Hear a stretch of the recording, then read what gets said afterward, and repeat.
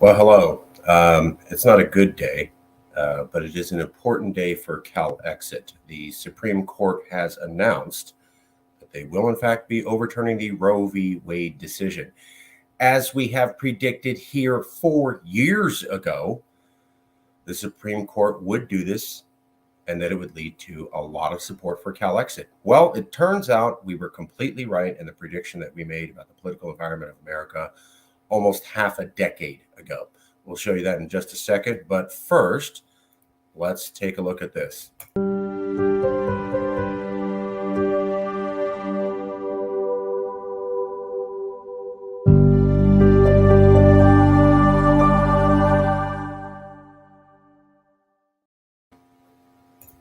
It's going to be a relatively quick video. You already know the facts of the situation and you already know what's happening in America. We're going to prove to you right now that, yes, California CalExit predicted this situation 4 years ago and predicted it would return support to CalExit and what that means. Let me show you the videos to show that we're telling the truth, and we'll go from there. Okay, so we're going to do a share screen. Just a second. Now, the first thing I want to point out is that if you go to Google and you do a search for the past 24 hours and you look for CalExit, it's going to say, wow, there aren't any searches that match what you're saying at all.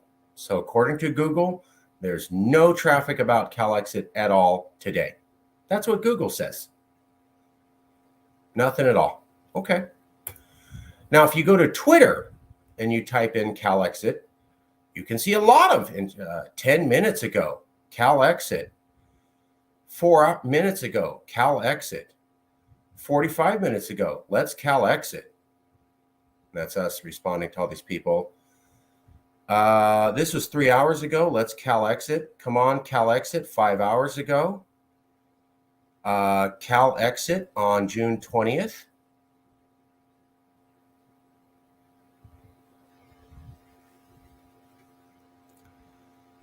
Here's CalExit on Roe v. Wade. That's 3 hours ago.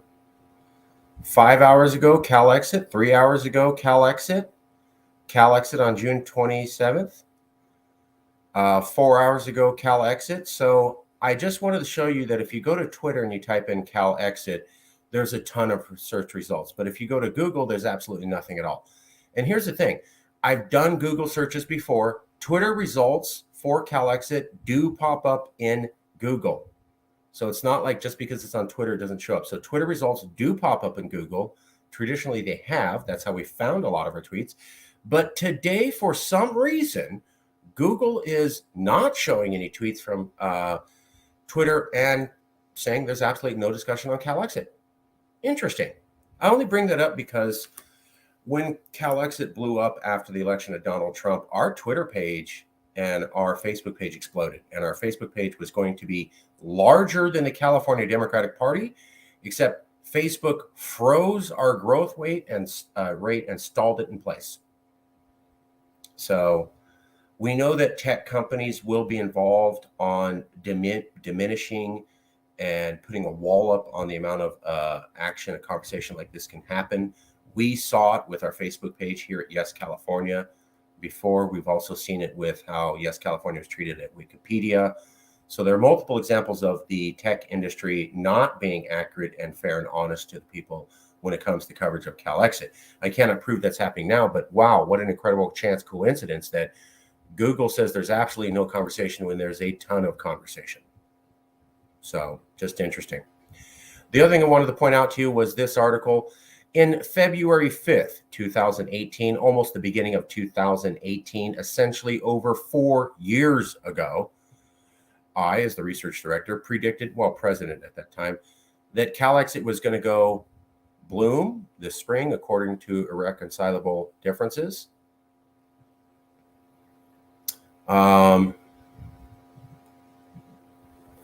Here we go. Legal decisions by the now politicized federal Supreme Court will mean the demise of many rights that California groups have grown accustomed to. When the U.S. Supreme Court takes away these rights that Californians have grown accustomed to, and they're shocked that they cannot have the rights that they expect in America, they will pursue CalExit. That's what I said February 5th, 2018. There's the quote. I explain how there's a bunch of different groups that are going to be affected by Supreme Court decisions. And we also talked about Roe v. Wade and how it was going to lead to secession. So here's the article. And that's where we predicted that Roe v. Wade would be overturned. A radical conservative Supreme Court would take away your rights, and other Californians would come to support Cal-Exit who weren't part of the movement. Predicted that here in 2018, and it happened. I literally just showed you why this is happening now. So we don't know any of these people. That's why Jason's working really hard to reach out to them. We don't know any of these people. So these are all new people that we've never talked to who are talking about Cal-Exit, which is exactly what we said. 30% of the population, 32% of Californians wanted secession when Trump won, and 47.5 said they were not opposed. So we said there's a lot of Californians who are not part of a movement but are still open to Cal-Exit. And here it is. Here's a bunch of people we don't know, never met, never involved in the movement, all talking about Cal-Exit the moment their rights were gone, which is literally what we predicted with this article here. And the reason that we said that that's going to happen is because, as we've been talking about routinely, and we also talked about for the last 4 years, the American Constitution gives rights to states and not to people. So therefore, you have large coastal populations that will not be counted because there are more states than not who like this conservative law. So American presidents like Trump will become the norm. Extremists who have opinions and out of touch with America will routinely be appointed to the Supreme Court. Right there, extremists who have opinions out of touch with most America will be routinely appointed to the Supreme Court. There's nothing you can do about it. That's literally what we predicted 4 years ago.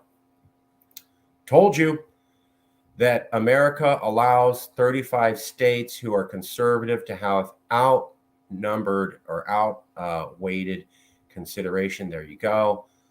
And that they control America, and that's because of the Constitution, because every state gets 2 senators, every state gets an abnormal amount of pull in the Electoral College, and every state gets more representatives in the House than they should, meaning that they control the executive, the judiciary, and legislative branches with oversized influence. Told you that 4 years ago. And we said that because these 35 states are conservative and can control the Supreme Court and the presidency, then they can change the laws and they can make the laws reflect what they want, even if it's out of line with what the majority wants. It's been saying this, told you that's what's going to happen. And it goes all the way to 2040. So don't think that this is something that goes away. It's the year 2022 now. You have 18 more years of this, 2 decades more years of this before it ends. And that's all based upon demographics. That's why we said this was coming, was because of demographics. That's why we're saying it's not going to end until the year 2040 or 2 decades from now. Basically, when your baby who's born today is a full-grown adult, you're going to be dealing with this, an entire generation where the laws you won't want, you don't get, because there's a bunch of conservative states who are a fraction of the population and control everything. We have been warning you about this for years. And we said because of that, that's why you'd have a super conservative Supreme Court, and they would take down your decisions like Roe v. Wade, which would bring people to Cal-Exit. Told you all of this. But just to show that it's not an idle boast, we were there. We were the only non-feminist group at the famous Los Angeles Women's March the day after Trump, or a few days after Trump was elected. And I want you to see how many women were open to the idea of Cal-Exit because they were afraid of a sexist throwback man being in charge. How many women were open to Cal-Exit because they were afraid of their rights being taken away by an ogre of a man? Well, what do you think they're thinking now with the Supreme Court taking their rights? Let me just show you. The moment women were threatened, here's what they said about Cal-Exit. Let's take a look. Everyone has the right to membership, and I got it for you.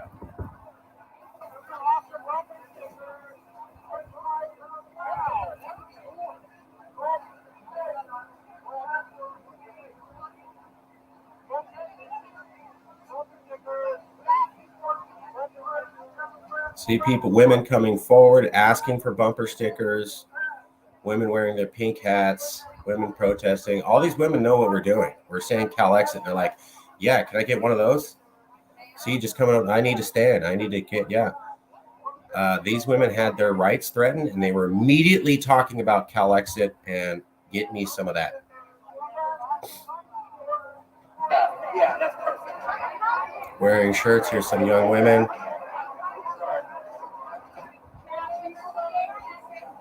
We didn't make them do it. Right there. Did you hear me say that? Oh, totally. Medium large? Oh, totally. Medium large? We didn't make them do it. We didn't make them do it. Did you hear that? We didn't make them do it. We didn't make them do it. They're down. They're just all about it. We didn't make them do it. We didn't even sell Cal exit. We just handed out flyers. We didn't even have to say anything. They just ran up and grabbed them. Oh, totally. Medium large? Boom. Hold that up like that.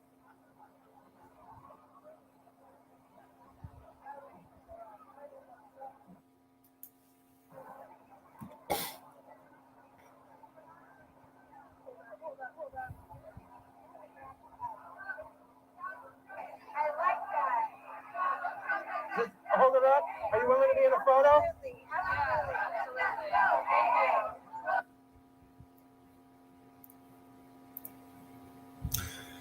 Why were so many women at the Women's March? If you tie the knot, Sorry. use your health coverage. Why were so many women at the Women's March ready to support Cal exit? Why did we have to say nothing to them about Cal exit and they ran up asking for bumper stickers and t-shirts? Why did we have to say absolutely nothing for Cal exit? And they said, can I have a shirt? And we said, can we take a photo? And they go, sure. Hundreds of women who thought that their rights were going to be taken away. Massive support for Cal exit. We were the only non-feminist group there. We were the only non-white tent there. And we were there in big time, and it was overwhelming support. You just saw that.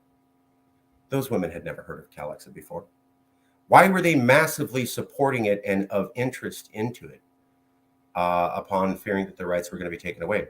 Why is there support again for Cal exit from people we've never met and who were never part of our meeting, our movement, the day that their rights are taken away from them?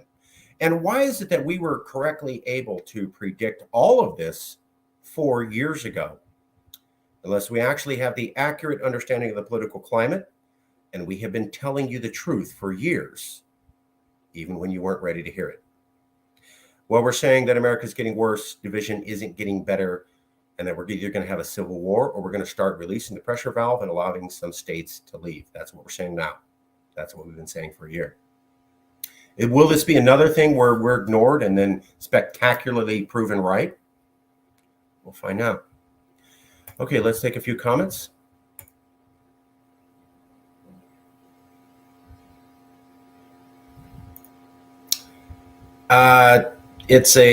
We're happy, James. Oh,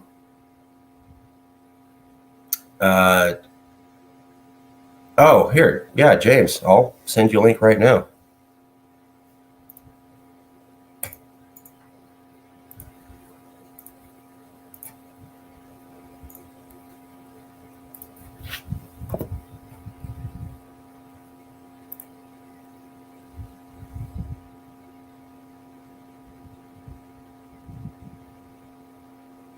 James, join the show. There's the link. Come on in. We'll talk right now, bro. Everybody's welcome to join the show. So I routinely like having outside people click on the link and come in and speak. James Young just requested. I'm a little stressed because it's a serious day. I mean, on one hand, it's good. On the other hand, I don't like seeing, bad things happen. I'm a little stressed because James, what's going on? Hey, Marcus, how are you? How are you doing? This is one of my favorite Southern secessionists. He is not against prejudice. He's part Jewish or fully Jewish, and he supports diversity. But he also believes that Southerners have a different culture and they have the right to pursue that independence. I'm also Melungeon, so I'm part African and Native also. Hey, there you go. Nice. Yeah, you look stressed, Marcus. I don't want you to be stressed, my buddy. It's just a serious day today. On the Yeah, one I hand, understand. I don't want to put my view of what the thing is, but my main focus is national divorce. I have mixed feelings, and I can't speak for all Southerners, and I can't speak for all Californians, but I can speak on the matter that the national divorce needs to happen because it's the mental health of the American people is becoming more harder to handle during these political climates. And not just that, my buddy, you know, the South is very diverse in thought and thinking, and maybe if we had control in our regions, we would have more say in our regions. Because I'm not trying to sound as anti-human, because we're all human beings throughout the world, but we have different mindsets and what wants and needs for our areas. That's why I think a national divorce should happen. And and I have no personal quarrels with California. I think California is an absolute wonderful state full of people who cares for their people, and I think they care for the whole world. And as a Southerner, I care for the whole world also. I like that we can talk and that we have different cultures and backgrounds and that we could talk. I mean, do you partly, I mean, I want CalX to happen. And so when things go bad in America, we're always in a difficult position because on the one hand, it's great for our movement. But on the other hand, I'm a human being, right? I don't like, people are going to get hurt. There's going to be protests. There's going to be riots. There's going to be a Yes, lot of upset people. And I'm yes. afraid that a lot of people are going to be hurt. And that's why I keep pushing national divorce, because I want somebody like you or me to be saying, folks, you don't need to fight with each other. Like, put down the gun or the bat or what, or the doxing thing or whatever you're going to do. Like, don't let I mean, we had a guy who almost killed a sitting Supreme Court justice, and the White House was asked about that, and they couldn't really say anything about it. They didn't condemn it. They didn't say, hey, that was a bad idea to put those addresses up there. CNN didn't even do that. So we have major network TV and the official government who's not saying bad idea to stalk Supreme Court justices. Not saying that. In fact, it took Merrick Garland, the Attorney General or the top justice officer in America, a few days afterwards to say anything. Does that sound like a safe climate where the government can't condemn setting up the environment to execute a Supreme Court justice? Or am I tripping out here and overreacting about how bad the violence is about to get? Well, Marcus, my friend, we're turning into a banana republic. There is no more coexistence anymore.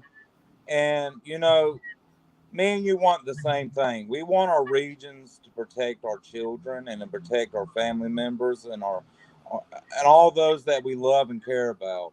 And Marcus, you are my family member, but sometimes arguing during Thanksgiving, it ain't best. It's best to have your own Thanksgiving. That's why I want national divorce. And it's not healthy for our mental health for our children. We have to focus on the benefit our children. That's the main thing. And the thing is, people don't have the best answers all the time, but it's okay. But Marcus, we have to do what's best for the children, and that's the citizen of the United States. And the United States had the long run of being a shining hope, but we're no longer the shining hope because we can't agree anymore. United States is the third and fourth largest country on the planet. It is a nation of many cultures and ideas. And we have to sit there and focus in our areas. We have to focus in our areas for what is best for us. Because we have a national divorce does not mean we can't coexist. We share the same continent. We're going to trade with each other. California is going to still produce the vegetables that we're going to eat on our plate in the South. And the South might produce, some of the things that California needs. It's called cooperation. And when we have, uncivil dialogue, it doesn't help no one. It benefits no one. That's why I think we need a velvet revolution in the United States. But look now, both Czechoslovakia and former Czechoslovakia, the Czech Republic, and Slovakia, they're part of the EU. They both have open borders, but they have different governments. And it's time for Hmm. California, Texas, and all the regions to figure out what we need to have as a government.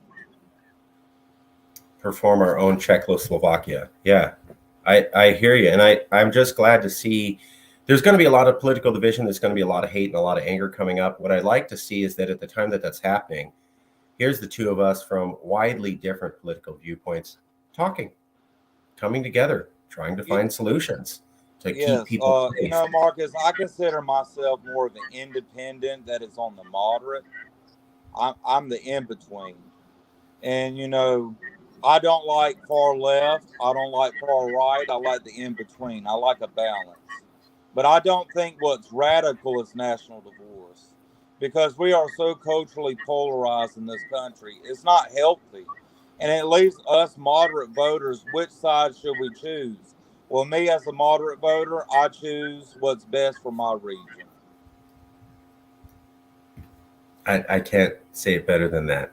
Um, I would rather us be friends going forward and allowing our differences than us to be in constant ideological battle with each other.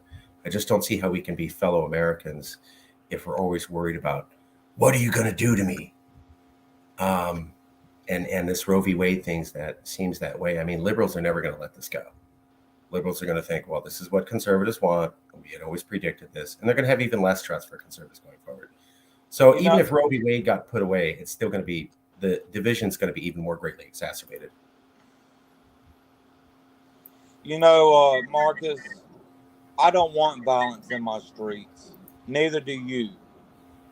Peaceful separation is actually the solution. The solution to our headaches and our problems. And to be honest with you, Marcus, the United States is an empire. It was conquered territory. And as an empire, all things fade away. It becomes too big to govern. You know, United States expanded on manifest destiny, but what is our manifest destiny any longer? What things hold us together? You know, the West Coast and East Coast have different points of view of living. California is not like New York, but they have a similar party they like with each other, but they have different worldviews. You can't speak for New England. You can't speak for Minnesota, Texas, or the South. And the South has different regions where they think differently, less from the South. But the thing about the South, we have a common cultural unity.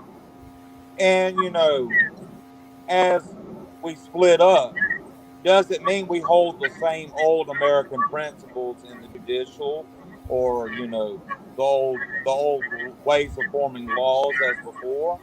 But we have different worldviews. Look at Canada and United States. They're very culturally similar, but they're very separate. That's my go-to example is Canada and America. Canadians don't want to be Americans. Americans don't want to be Canadians. They like their separate government, but it's an incredibly strong ally. People travel back and forth. People date each other. People marry each other. People invest in businesses. I mean, it's a really, really, really strong partnership and alliance. And yet, Canada doesn't want to be part of America. They want to keep their independence. Does that mean that they're bad people because they want that? No. And America doesn't have to fight with them. America can be separate from them and have awesome relations. Um, so yeah, that's my go-to is the Canada example. Whenever we talk about this, people think it's going to be like North and South Korea. And I'm like, based upon what? This is the North American continent. We're more likely to have a Canadian American interaction than something that you could find in the despotic region of Asia. So I'm with you. I'm with you. We could do this and do the release valve. And brother, this conversation is going to keep happening. Things are going to be heating up. Marcus, I'm glad to know you as my friend. And, I'm really feeling very sorry for the Californians in major cities with the homelessness population Thank and you. with the partisan politics, none of these issues of homelessness is being solved in your area. So if you had more control of your region, you can solve this in a more Californian way. I don't like seeing people in poverty and despair. What human being wants to see that unless he's a psychopath? Well, we're very humanitarian in that we both want the best for our regions. And I think we have to give that control to our states or to whatever form of government we choose. Appreciate it. I agree. Thank you. I'm going to end this episode. I have another episode to make. So if you stay tuned to the channel, you can watch another episode. And if you want to come in and join that. What time will that be, my friend? I'm going to start that in about 5 minutes. We have a big news day today. I'm going to be doing a couple shows and just punching them out. I will totally watch the news program, my friend. I'm going to get something to drink real quick. Yeah, please go do that. But it's a big news day. We're going to be doing a lot of shows and punching them out. I've been wanting to help you recently with the divorce thing, but I've been having a lot going on. My mom has cancer. My brother has a brain tumor. And, just with the disability way in this country, it's kind of hard. I have to take care of them sometimes. I'm very sorry about that. It's going to be okay. We can get through this. Okay. Take care, my friend. Yeah, my condolences. Thank you, my friend. Okay. We'll see you all in a bit. We're going to leave and do another show, and we'll see you in a minute. Thanks, everybody.